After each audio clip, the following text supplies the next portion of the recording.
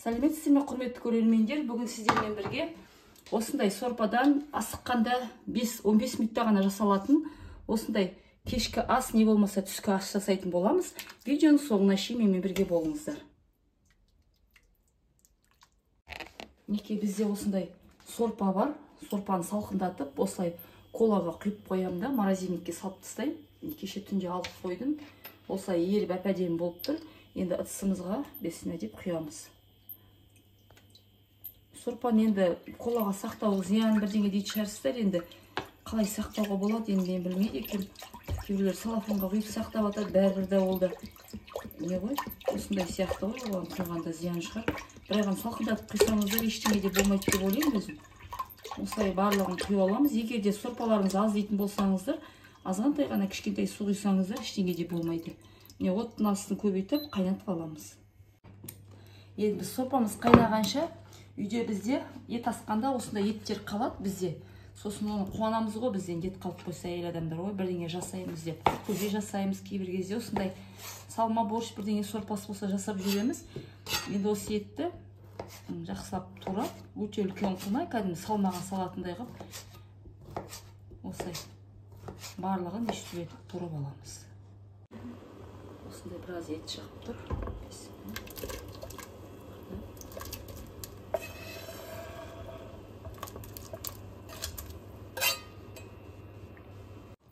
Осында 2 дана картопымыз бар. Уақыт алмайық деп, алдын ала тазартылған, жуылған. Осыны енді бір осындай бөліктерге бөлейік. Енді уақыт қылсаңыздар, өздеріңіз білесіздер, енді осылай етіп бөліп аламыз. Енді картопымызды сорпамызға аламыз. Басып қойып және. Сол картопымыз піскенше бетін жауып қоя тұрамыз, сосын ары қарай көресіздер. Қолдан да лапша жасып, қолдан лапша салуға да болады. Асыққан кезде ол да уақыт алатын сияқты, сондықтан да біз ермекшелік салатын боламыз.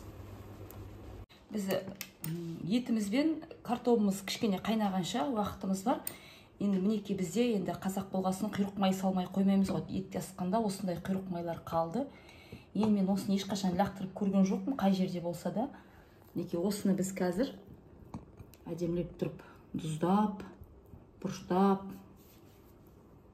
азғантай тұз себейік. Тұзды болған өте жақсы, дәмі де әдемі болады. Жегенде нанның үстіне қойып жеп алсаңыздар, өте керемет. Енді осыған бізде қызыл бұрышымыз бар, мінекей. Мен өзім қолдан тартқан қызыл бұрыш. Ашы болып кетеді десеңіздер, қара бұрыштан салыңыздар. Мен екеуінен де салайын деп тұрмын. Отағасы осыны жақсы көреді. Нанның үстіне қойып, былай бір қарын ашқан кезінде осыны жейді. Жетіп жатыр. Енді осыған бізде бір сарымсағымыз бар, мінекей. Сол сарымсақты үккіштен өткіземіз. Үккіштен өткізбей қойып, уақыттап турауға да болады. Осылай өткізіп алып, құйрық май деген өте пайдалы. Қазір бәріміз ауырып жатыр, тұмау болып, жөтеліп, осындайда құйрық майды өте пайдалы. Енді ақырындап араластырып жіберейік. Араластырып алып, кәдімгі салафан мешочектер болады ғой, сондайға салып, аузын кішкене байлап, ішінде бәрі өзі бір-біріне сіңіп, дозы бәрі сіңген кезінде рахат бір 5-ші айына 6 түнде жатарда қарны ашса, осын кішкене нанмен жеп алса өте керемет. Мінеки иісі де әдемі, мінеки осындай дайын болды. Мінеки картопымыз дайын болды, пісіп тұр. Енді осыған бізде бір кесеге толмайтын осындай уақ вермишеліміз бар, дүкеніміз көп. Егерде қолдан нансып саламыз, уақыт бар десеңіздер, қолдан да жасап салуға болады. Бұл енді асыққандағы тамақ болғандықтан дайын нәрсе сала жатыр. Енді бір 6-7 минуттай қайнатып аламыз. Сәлеметсіздер, құрметті менің келіншегімнің көрермендері, подписчиктері. Міне бүгін міне жаңа көшеден келіп, қол жуып шешінгенше міне салмасы да дайын болды. Тез дайындалатын тағам.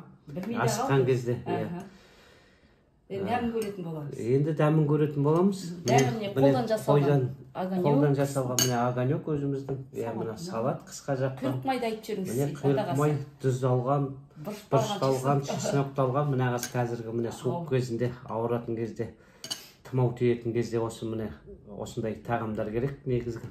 Мына күз кезінде. Енді қазір міне ауыз тиетін боламыз. Мақтап қойшы келіншегім құрсын. Тапанан қалап тұрсақ та қолдан піскен тапанан. Ас болсын. Бісміллә. Сорпаны құрметті келіншектер тастамаймыз. Дайын ас. Мен 6 минуттен берушеріңіз 4 минутта 3 минутта пісті, өте уақ. Сондықтан да жасап міндетті түрде көріңіздер. Ештемен исрап қылмаңыздар. Ас болсын жаным. Енді сен неден құйрық майданда ауыз тиюға сүр құйрық май. Міне жем қазақи.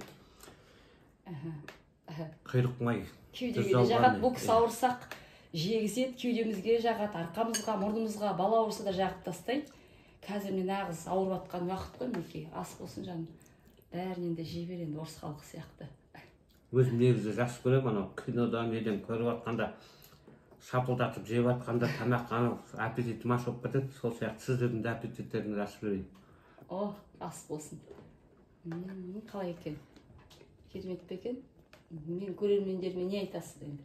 Осындай үйлеріңізде осындай асыққан кезде осындай тағам жасаңыздар. Мынандай міндетті түрде деп қойайын ба. Құйрық майды тұздап, чесноктап, осылай үйлеріңіздің бала шағаларыңызға беріңіздер. Ауырмайды, денсаулыққа пайдалы. Ауырмаңыздар деп қойсайшы. Ауырмаңыздар. Келесі кездескенше қош саламат болыңыздар.